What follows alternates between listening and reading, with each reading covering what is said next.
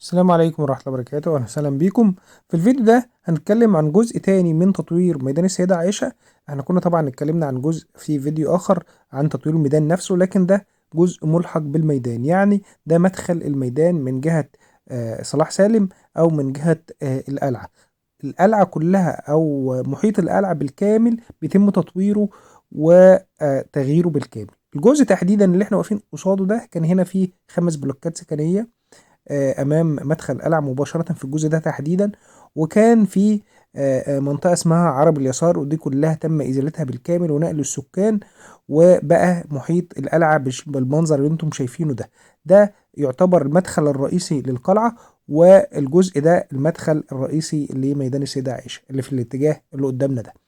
كل المحيط بتاع القلعة بيتغير بشكل تام، ان هو هيكون مزار سياحي. زي ما انتم شايفين بيتم انشاء المباني اللي قدامنا دي، هي عبارة عن مباني اقامات فندقية، بس يعني حاجة كده دورين فقط، وجزء منها فيه مطاعم وكافيتريات على نفس الطراز اللي انتم شايفينه. ده يعتبر متخذ من الطراز المعماري الإسلامي، وده تم اختياره على أساس إن هو يتناسب مع شكل القلعة وشكل السور الخاص بها، ويعتبر نفس الديزاين كده أو شبهه إلى حد ما. أيضا الجزء في جزء كبير جدا من المساحة بيتم إنشاء فيها ممرات زي لاندسكيب وأشجار وممرات للمشاة، كلها طبعا في بعض المساحات لانتظار السيارات.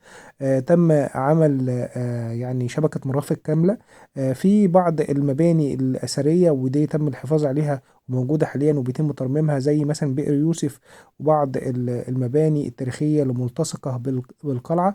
كان في جزء كده خاص احنا هنوريه لكم في الاتجاه اللي بيودينا على ميدان صلاح الدين أو مسجد الرفاعي، وده تم يعني ترميمه، وكان في جزء آخر خاص بجراج لسيارات النقل العام، وده برضو تم تحويله لممشى.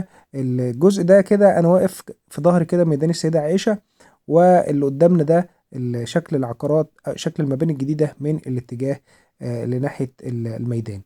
بصراحة الشكل لو بعض الناس اختلفت عليه، بس الشكل مناسب جدا للتطوير اللي بيحصل في الميدان، والارتفاع بتاعه ما تعداش الطابقين عشان ما يأثرش على رؤية القلعة ورؤية المسجد محمد علي اللي موجود أعلى السور. اللي يقف من السور من فوق إن شاء الله نعمل لكم فيديو آخر، اللي يقف من السور من فوق أشوف جمال المنطقة. التطوير بتاع الميدان نفسه، تطوير ميدان السيدة عائشة هيختلف تماما عن الشكل اللي احنا شفناه او الناس عارفه ميدان السيده عائشه شكله عامل ازاي. هسيب لكم برضو في القناه عندي في فيديو شامل عن اخر التطورات في ميدان السيده عائشه، وايضا المقترح اللي هيبقى الميدان عليه، والتطوير المقترح في الميدان. أنا بشكر حضراتكم، حبيت انقل لكم الصوره من جهه اخرى. ما تنسوش لايك واشتراك في القناه. برضه انا هعرض لكم فيديو طبعا انا كنت صورته قبل كده، ولكن هي الشكل اللي قدامكم ده ما اختلفش كتير، لكن اللي يمكن الشجر شجر اكتر او خضر اكتر، ولكن الجزء ده تحديدا ده معمول للزوار وهيبقى مفتوح للجميع، اي حد يقدر يدخل جوه بعد افتتاح المشروع ده. كمان في باركنج للسيارات، ولكن ده هيبقى خاص بالمطاعم طبعا. النزلة اللي انتم شايفينها دي نزلة مباشرة من طريق صلاح سالم، عشان يبقى فيه ربط مع الطريق بشكل فوري، وممكن يستخدموها في الجزء اللي ممكن يعني يقفلوا الميدان فيه في أعمال التطوير.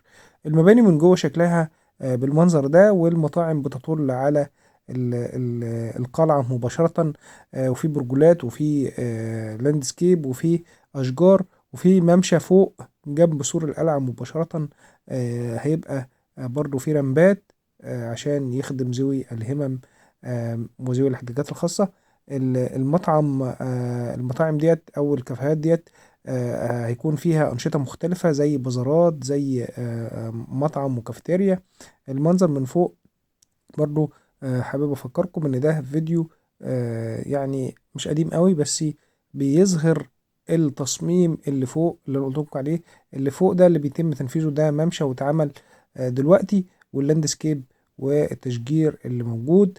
الجزء اللي انا واقف فيه اللي انا بصور فيه حاليا ده هيتعمل كافيه، ويكون في جلسة كده تتيح للي قاعد ان هو يشوف كل ميدان السيدة عائشة. وكمان هيكون في زي حفلات ليلية جنب سور القلعة.